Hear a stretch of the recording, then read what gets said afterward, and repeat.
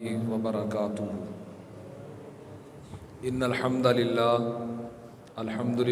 نحمده ونستعینه ونستغفر ونعوذ باللہ من شرور انفسنا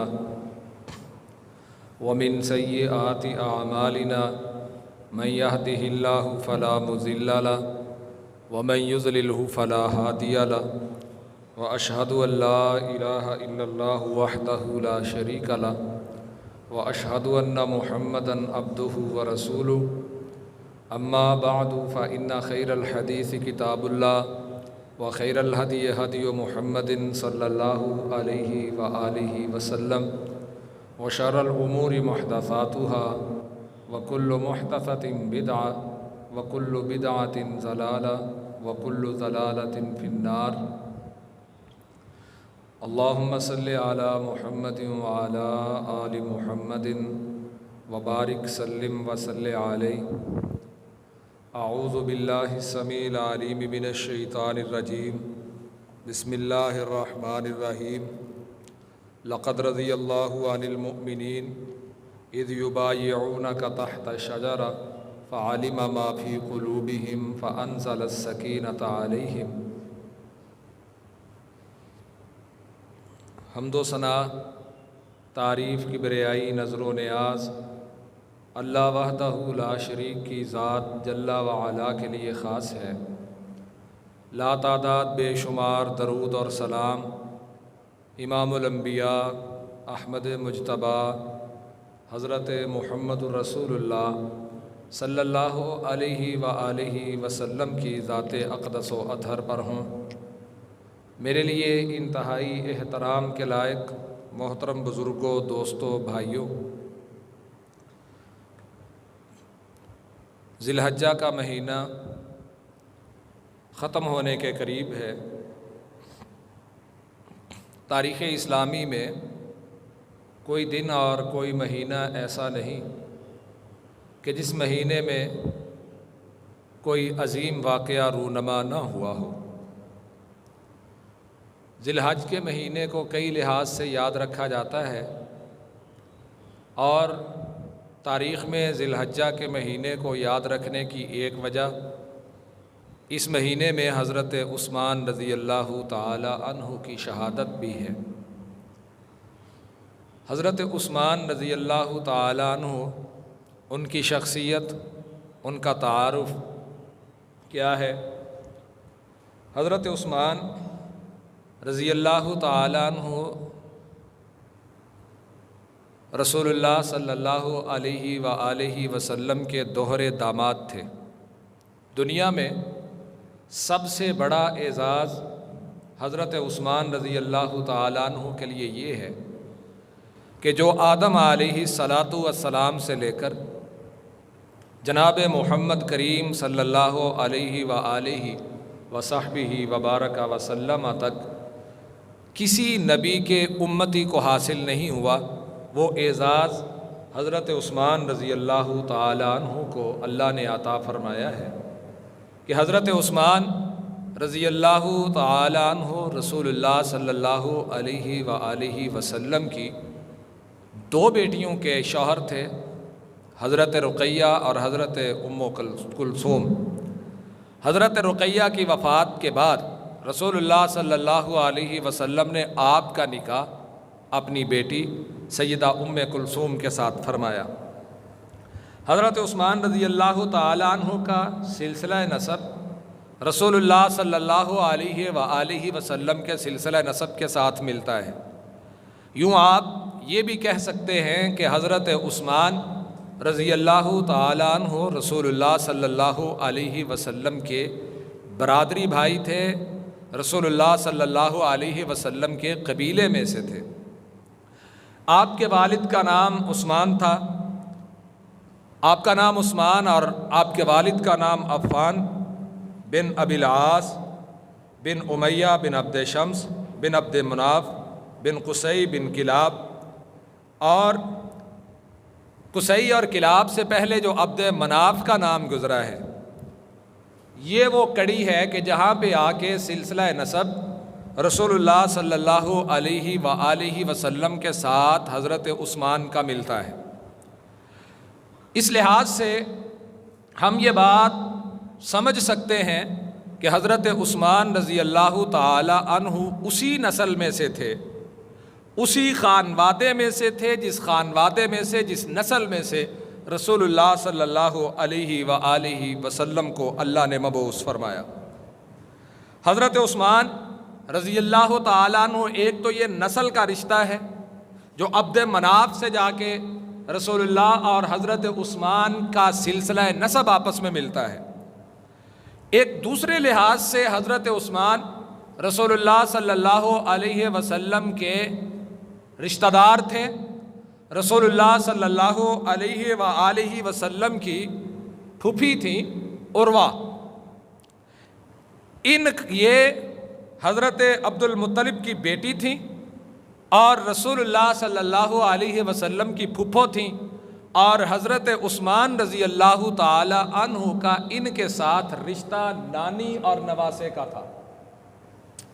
نانی اور نواسے کا رشتہ حضرت رسول اللہ صلی اللہ علیہ وسلم کی پھوپھی کے ساتھ حضرت عثمان رضی اللہ تعالی عنہ کا تھا، اور آپ کی نانی کا نام ام حکیم بنت بیضا تھا۔ ام حکیم بیضا، ام حکیم بیضا، ام حکیم ان کی کنیت تھی، بیضا ان کا نام تھا، اور بنت عبد المطلب، عبد المطلب کی یہ بیٹی تھی۔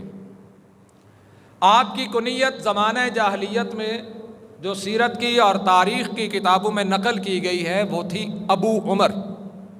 حضرت عثمان رضی اللہ تعالیٰ عنہ کو زمانہ جاہلیت، اور یہ اعزاز کی بات ہوا کرتی تھی، شرف کی بات ہوا کرتی تھی، اور عزت کی بات ہوتی تھی کہ لوگ اپنے نام کے ساتھ اپنے بیٹوں یا بیٹیوں کا نام لگایا کرتے تھے۔ ابو عمر حضرت عثمان رضی اللہ تعالیٰ عنہ اپنے آپ کو کہلوایا کرتے تھے۔ اس کے بعد حضرت رقیہ رضی اللہ تعالی عنہا سے جب آپ کا نکاح ہوا، حضرت رقیہ رضی اللہ تعالی عنہا کے بطن سے، رقیہ رضی اللہ تعالی عنہا بیٹی ہیں رسول اللہ صلی اللہ علیہ وآلہ وسلم کی۔ رقیہ کے ساتھ حضرت عثمان رضی اللہ تعالی عنہ کا نکاح اس وقت ہوا کہ جب ابو لہب نے رسول اللہ صلی اللہ علیہ وآلہ وسلم کی گستاخی کی، آپ نے نبوت کا اعلان فرمایا، اور ابو لہب نے آپ کی گستاخی کی، اور اس گستاخی کے جواب میں اللہ رب العزت نے قرآن مجید کی سورۃ اللہب کو نازل فرمایا۔ تبت یدا ابی لہب وتب ما اغنا عنہ مالہ وما کسب سیصلی نارا ذات لہب وامرأتہ حمالۃ الحطب فی جیدہا حبل من مسد۔ یہ صورت بذات خود ایک ایسا اللہ کی طرف سے پیغام تھا کہ جس میں ابو لہب کے لیے اس کا انجام اور اس کا اختتام لکھا جا چکا تھا، اور جس برے طریقے کے ساتھ اس کا انجام ہونا تھا وہ اللہ نے اس سورہ مبارکہ میں بیان فرمایا کہ ابو لہب اور اس کی بیوی کو جہنم میں ڈال دیا جائے گا۔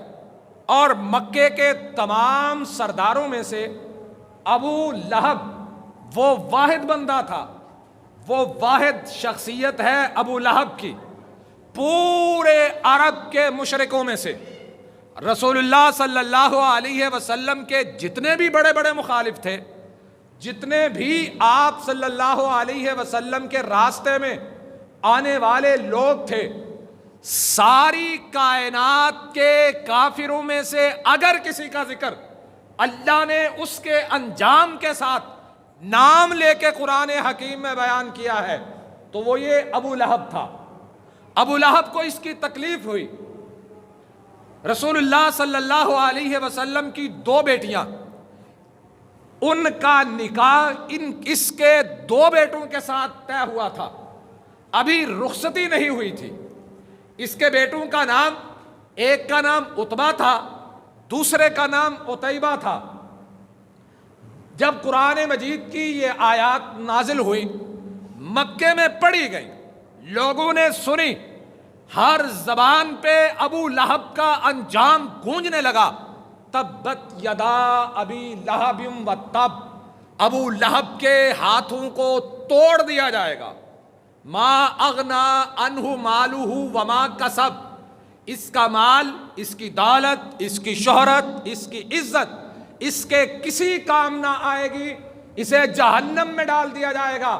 سیصلا نارن ذات لہب، قریب ہے کہ ابو لہب کی ذات کو جہنم کے حوالے کر دیا جائے.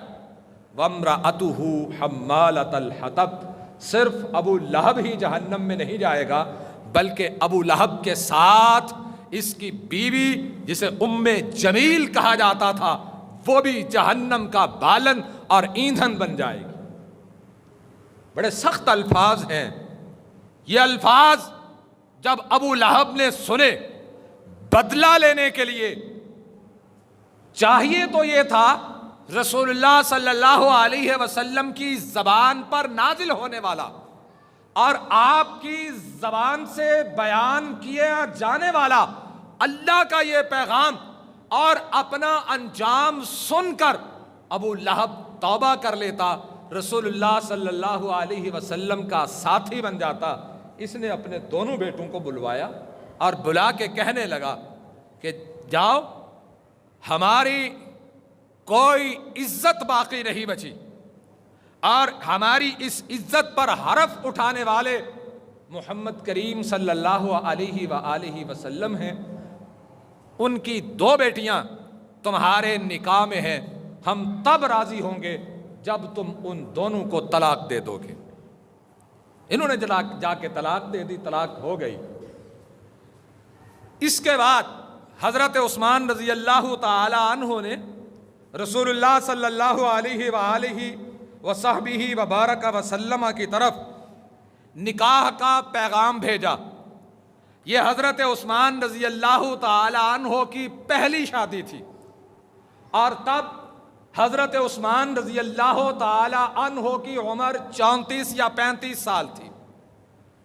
جب عام الفیل کا واقعہ ہوا ہے کہ ابرہہ جب بیت اللہ کو گرانے آیا تھا، اس واقعہ کے 6 سال بعد حضرت عثمان رضی اللہ تعالی عنہ کی ولادت ہوتی ہے اور 34 برس بعد رسول اللہ صلی اللہ علیہ وسلم یعنی عثمان رضی اللہ تعالی عنہ کی عمر 34 برس تھی اور رسول اللہ صلی اللہ علیہ وآلہ وسلم نے اعلان نبوت فرمایا تھا. بات سمجھ آ رہی ہے کہ نہیں؟ 34 برس آپ کی عمر تھی. حضرت ابوبکر صدیق رضی اللہ تعالی عنہ نے آپ کو اسلام کی دعوت دی اور یہ وقت وہ تھا کہ جب مکے میں آپ کا پیغام سننے کو کوئی تیار نہ تھا. حضرت خدیجہ رضی اللہ تعالی عنہ خواتین میں گھر میں وہ پہلی خاتون تھی جو مسلمان ہوئی اور گھر میں حضرت علی رضی اللہ تعالی عنہ وہ پہلے بچے تھے جو 9 یا 10 برس کی عمر میں مسلمان ہوئے. گھر سے باہر آپ کے دوستوں میں حضرت ابوبکر صدیق رضی اللہ تعالی عنہ وہ پہلے فرد تھے جنہوں نے رسول اللہ صلی اللہ علیہ وسلم کی دعوت پر لبیک کہا. اور غلاموں میں سے حضرت زید بن حارثہ رضی اللہ تعالی عنہ وہ پہلے آدمی تھے جنہوں نے آپ صلی اللہ علیہ وسلم کی تربیت میں رہتے ہوئے آپ کی صداقت کو دیکھا، آپ کی امانت کو دیکھا، آپ کی دیانت کو دیکھا، شرافت کو دیکھا، لیاقت کو دیکھا. آپ صلی اللہ علیہ وسلم کی روز و شب کو دیکھتے ہوئے سب سے پہلے پوری کائنات میں حضرت زید بن حارثہ رضی اللہ تعالی عنہ آپ کی نبوت اور آپ کی رسالت پر ایمان لائے.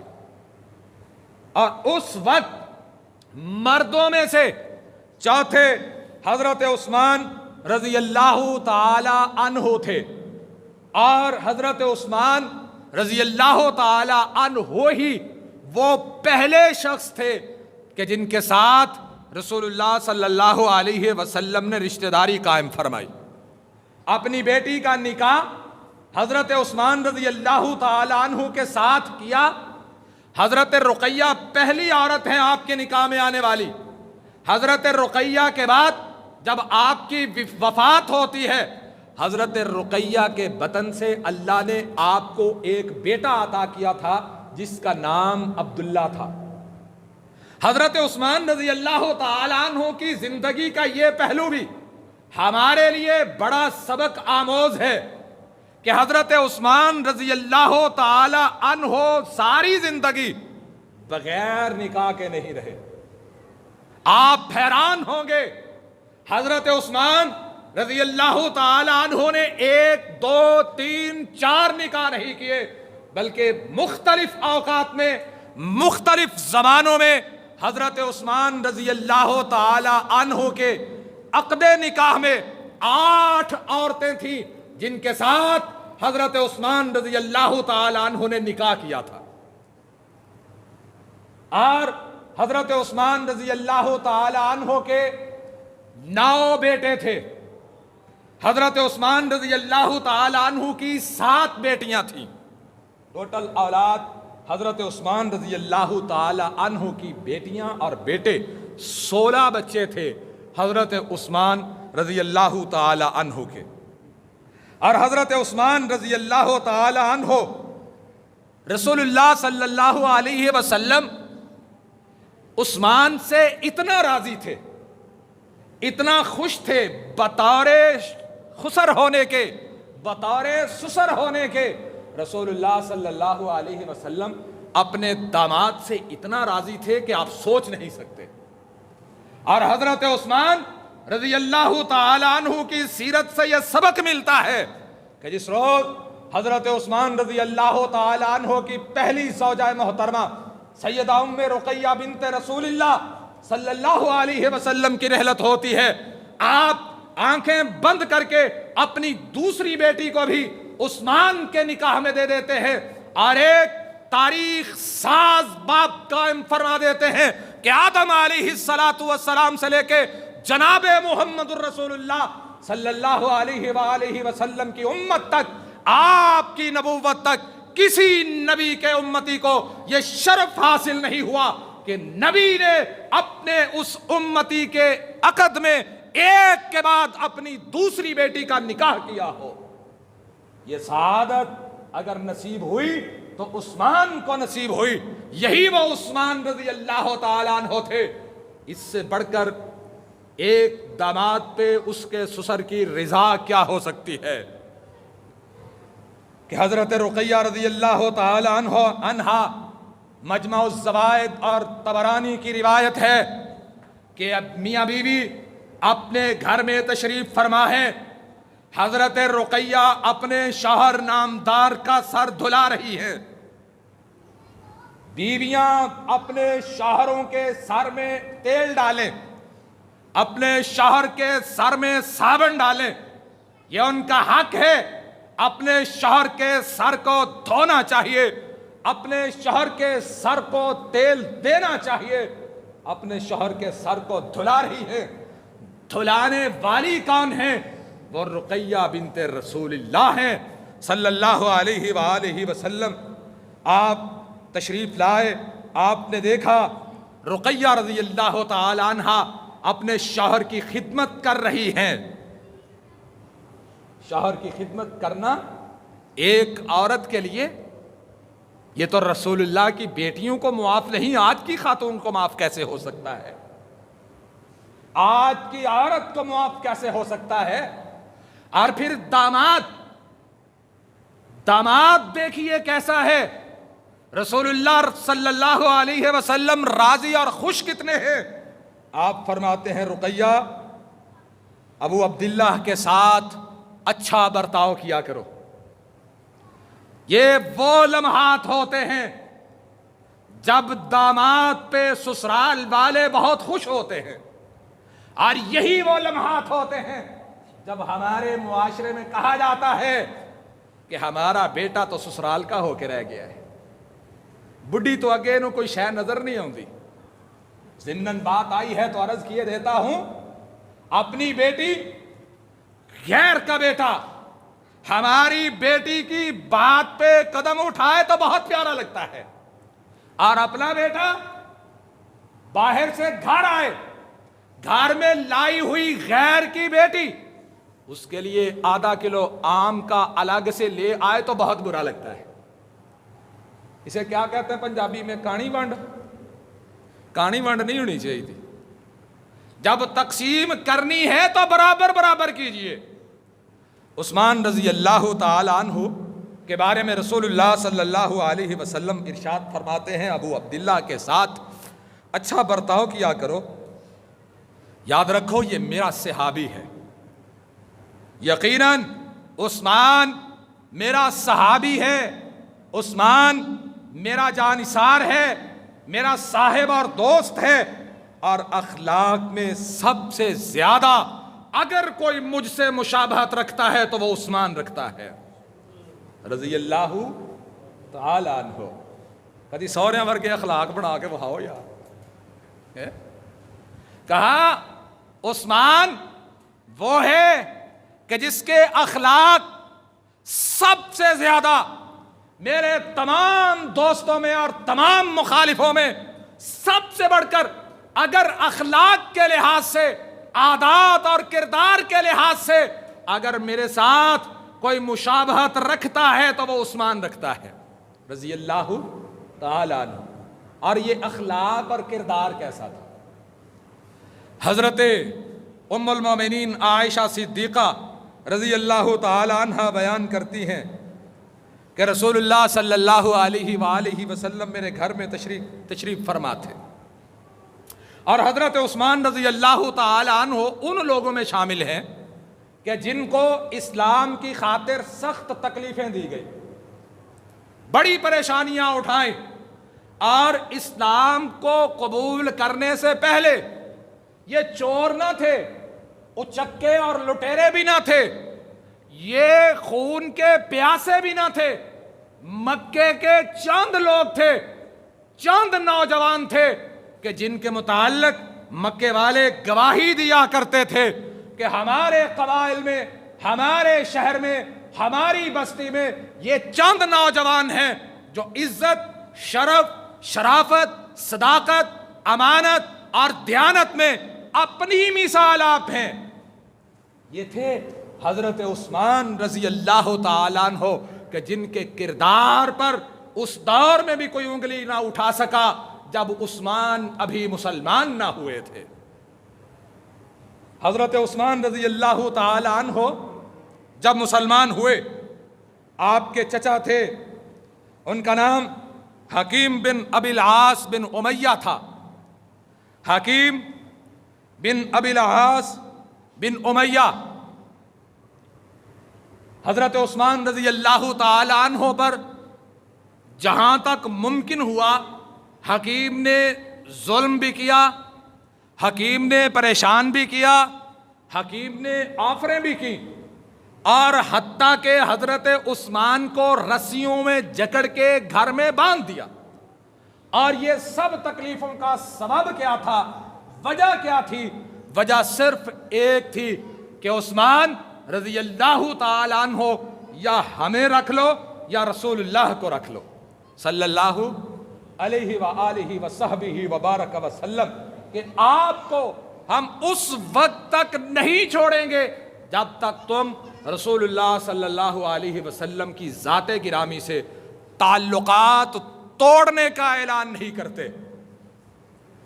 اور یہ ذات حضرت عثمان کی تھی، یہ شخصیت ذوالنورین کی تھی، اور ان کو ذوالنورین کہا بھی اس لیے جاتا ہے۔ علماء، محدثین، فقہاء نے لکھا ہے ذوالنورین کہا جانے کی وجہ بھی یہی ہے کہ عثمان رضی اللہ تعالی عنہ رسول اللہ صلی اللہ علیہ وآلہ وسلم کے دوہرے داماد تھے، اس لیے آپ کو ذوالنورین کہا جاتا ہے۔ اور یہ مقام ذوالنورین کو حاصل ہوا، اور یہ عزت، یہ شرف ذوالنورین کا تھا۔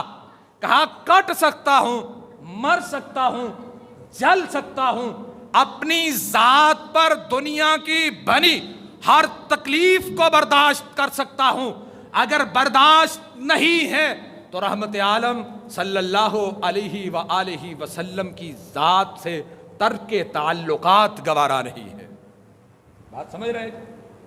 رسول اللہ صلی اللہ علیہ وسلم سے تعلق نہیں ٹوٹ سکتا۔ یہ شخصیت تھی ذو النورین رضی اللہ تعالی عنہ کی، اور حضرت عثمان رضی اللہ تعالی عنہ کو چچا نے دیکھا کہ یہ استقامت کا پہاڑ ہے، اپنی ذات پہ ساری تکلیفیں برداشت کرنا اسے آتا ہے، اس نے چھوڑ دیا۔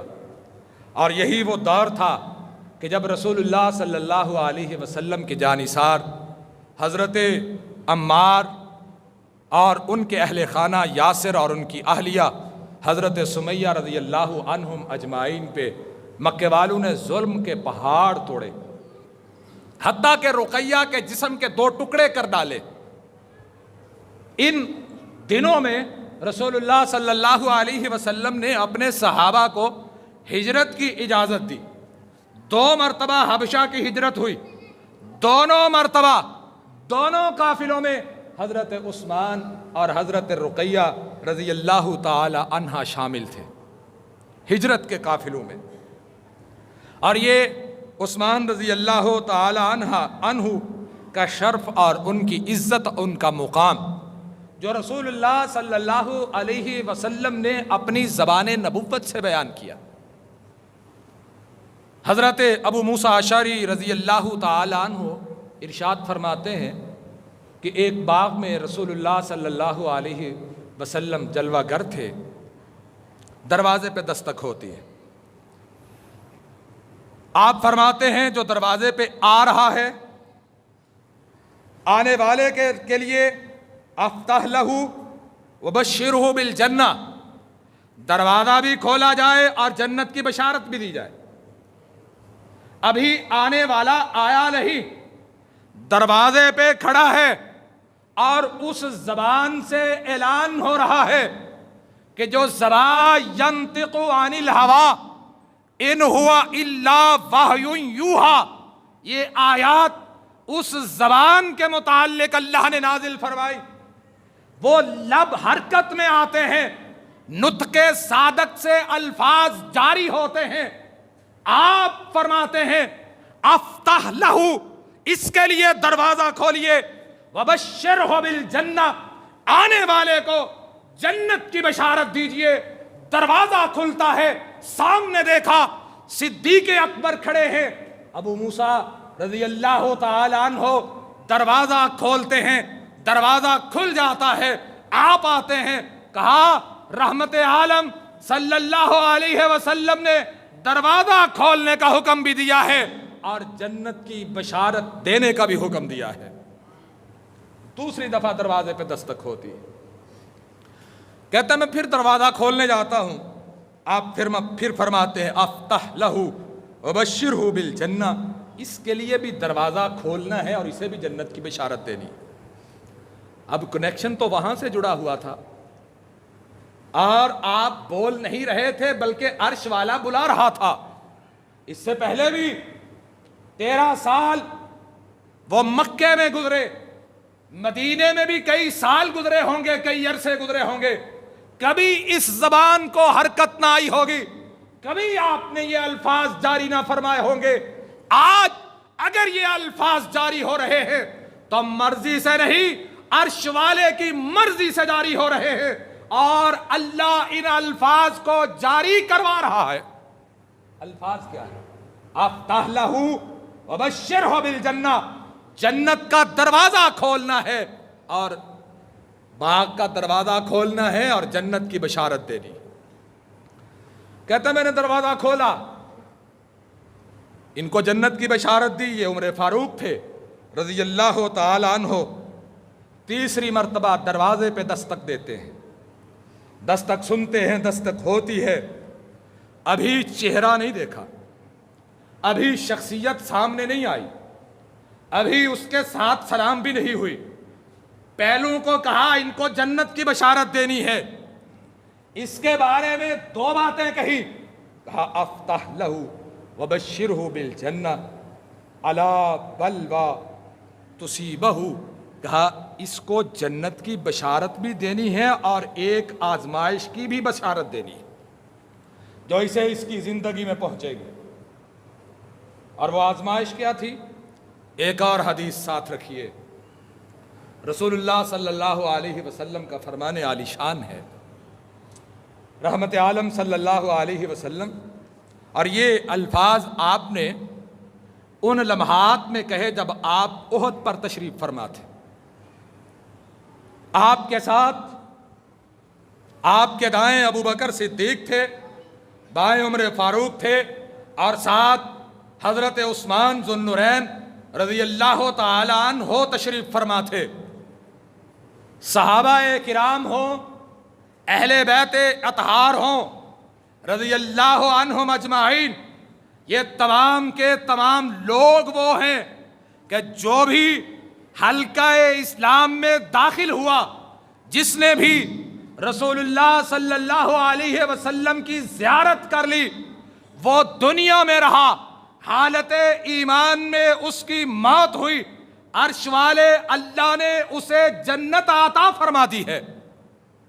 اور ان لوگوں کے کیا کہنے کہ جن کے بارے میں رسول اللہ صلی اللہ علیہ وسلم نے فرمایا ہو کہ میں ان سے محبت کرتا ہوں، ان کے ساتھ محبت کرنا تمہارا بھی حق ہے. جامع ترمذی کی حدیث ہے، رسول اللہ صلی اللہ علیہ وسلم کے پاس ایک بندے کے بارے میں خبر آئی، وہ فوت ہو گیا ہے. کہنے والوں نے کہا آقا ساتھ چلیے، جنازہ پڑھائیے. کہا میں اس کا جنازہ نہیں پڑھاؤں گا. وجہ کیا ہے؟ سبب کیا ہے؟ کہا میں نے سنا ہے وہ میرے عثمان کو برا کہتا ہے، جس کی محبت عثمان کے ساتھ نہیں، مدینے والے کی محبت اس کے ساتھ نہیں ہے. رضی اللہ تعالی عنہ صلی اللہ علیہ وسلم، رحمت عالم صلی اللہ علیہ وسلم احد پہ کھڑے ہیں. آپ کے ساتھ ابو بکر صدیق کھڑے ہیں، آپ کے ساتھ فاروق اعظم کھڑے ہیں، عثمان ذو النورین کھڑے ہیں رضی اللہ تعالی عنہم اجمعین. احد نے خوشی سے جھومنا شروع کر دیا. احد کی قسمت کے کیا کہنے کہ جسے قدموں کو چومنا نصیب ہوا تو مدینے والے آقا کے قدموں کو چومنا نصیب ہوا. اور اس احد کے بارے میں رسول اللہ کا فرمان سنیے، رحمت کائنات کے ساتھ تعلق قائم ہوا احد کا. احد انسان نہیں، پتھر ہے، پتھروں کا مجموعہ ہے، اللہ کی تخلیق ہے. تعلق رسول اللہ کے ساتھ قائم ہوا، احد کا تعلق بنا. احد نے خوشی سے جھومنا شروع کیا. آپ نے تاریخی الفاظ ارشاد فرمائے، کہا کائنات والوں گواہ ہو جاؤ، احد ہمارے ساتھ محبت کرتا ہے اور ہم احد کے ساتھ پیار کرتے ہیں. احد محبت کرے، رسول اللہ اس کی محبت پہ مہر تصدیق لگا دیں. اور وہ لوگ جنہوں نے اپنی ذات تک کی نفی کر ڈالی، اولاد، مال، جان، وطن، ہر چیز کائنات کے امام کے اشارے پہ نچھاور کر دیا، آج ان کے بارے میں کہا جائے کہ رسول اللہ دنیا سے گئے تھے، آپ کے جانے کے بعد وہ بدل گئے تھے. کس منہ سے بات کرتے ہو؟ یہ تان، یہ الفاظ سیدھے رسول اللہ صلی اللہ علیہ وسلم کی ذات تلک جاتے ہیں کہ استغفر اللہ لا یعذ باللہ. کائنات کے امام احد محبت کرے، آپ اس کی محبت کا جواب محبت سے دے، اس کی محبت کو پہچان جائیں. یہ لوگ تو وہ تھے جو زبان والے تھے، بولنے والے تھے، ان کی محبت کو کائنات کے امام نہ پہچان سکے کہ ان کے بارے میں ارشاد فرمایا، اسکن احد، احد ٹھہر جا، فلیس علیک الا نبی، احد ٹھہر جا، تیرے اوپر آج ایک اللہ کا نبی کھڑا ہے، وصدیق، ایک اس نبی کی تصدیق کرنے والا، سب سے پہلے اس نبی کی نبوت پر ایمان لانے والا، تنگی فراوانی ہر حالات میں نبوت کے ساتھ چلنے والا، صدیق کھڑا ہے، و شہیدان، دو تیرے اوپر شہید کھڑے ہیں۔ کیا معلوم ہوا؟ ناطق وحی نے اسی زبان سے ارشاد فرمایا جس زبان سے آپ نے یہ کہا تھا کہ جس دل میں علی کی محبت نہیں وہ مومن نہیں، اور اللہ کی رحمت سے ہم مانتے ہیں۔ ہم نے کافر ہو کے مرنے، منافق ہو کے مرنے؟ ہم کہتے ہیں جتنی محبت علی کے ساتھ ہے عثمان سے بھی کرو رضی اللہ تعالی عنہما۔ اور جن کو کائنات کے تاجدار اپنی حیات طیبہ میں کہیں، اپنی زندگی میں کہیں، اپنی زندگی میں اس بات کا اعلان کریں، اور ہمارا یہ بھی یقین ہے کہ دنیا میں آپ سے بڑھ کر سچی ذات اللہ نے کوئی پیدا ہی نہیں فرمائی، وہ کہیں کہ تجھ پر ایک نبی، ایک صدیق، نبی تو ہوئے رسول اللہ صلی اللہ علیہ وسلم، صدیق ہوئے ابو بکر صدیق، شہیدان ایک عمر فاروق ہیں اور ایک عثمان غنی رضی اللہ تعالی عنہ۔ اور وہ بات کہ رسول اللہ صلی اللہ علیہ وسلم نے اپنی دختر حضرت رقیہ رضی اللہ تعالی عنہ سے ارشاد فرمایا تھا کہ رقیہ، میرا عثمان وہ ہے کہ میرے تمام جانثاروں میں سب سے زیادہ اگر کسی کا اخلاق مجھ سے ملتا ہے، سب سے زیادہ کسی کی عادات اور کردار میرے مشابہ ہے، تو وہ حضرت عثمان ہیں۔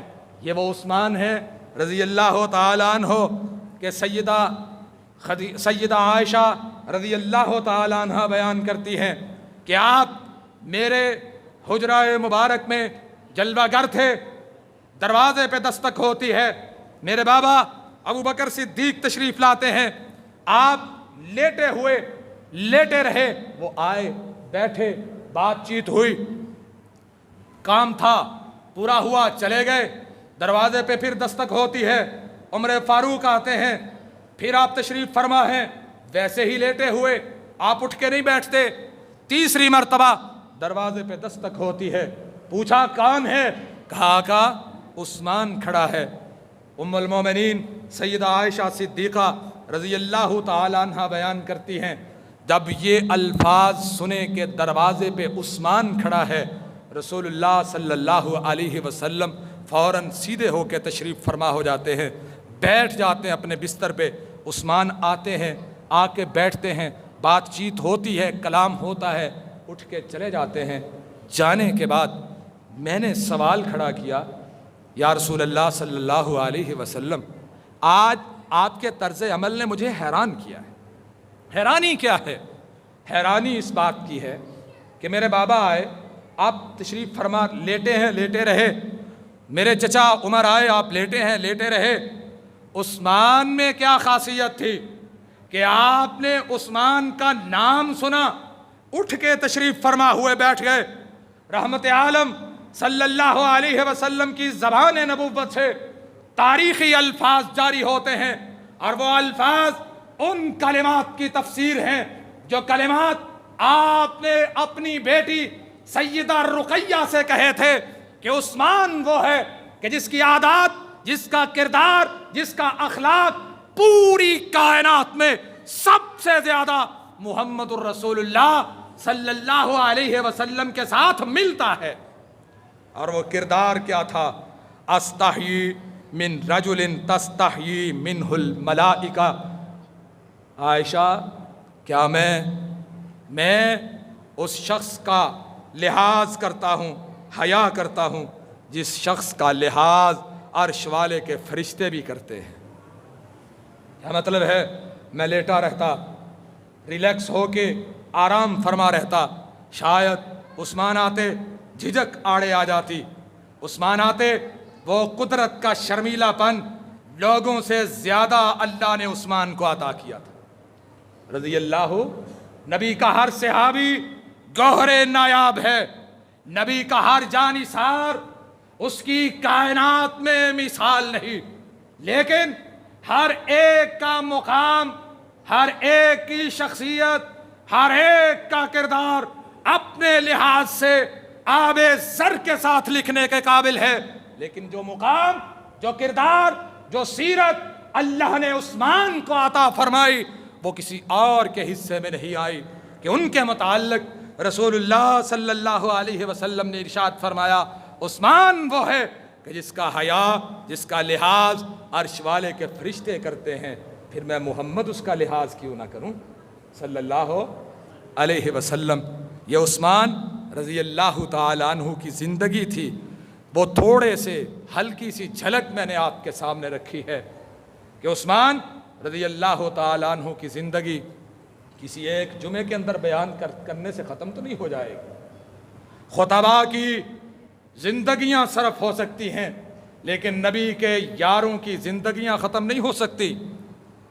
حضرت عثمان رضی اللہ تعالیٰ عنہ کا کردار، آپ کی ذات، سبق ہمارے لیے یہ ہے کہ آسانی ہو، تنگی ہو، مشکل ہو، فراوانی ہو، حالات کیسے بھی ہوں، کبھی بھی رحمت عالم صلی اللہ علیہ وسلم کے ساتھ بے وفائی نہ کیجیے گا۔ اللہ اس دنیا میں بھی کامیاب فرمائے گا، اس جہان میں بھی کامیاب فرمائے گا۔ اللہ مجھے اور آپ کو حضرت عثمان رضی اللہ تعالیٰ عنہ کی سیرت اور ان کے کردار کو سمجھنے کی اور پھر اسے اپنانے کی اللہ توفیق عطا فرمائے۔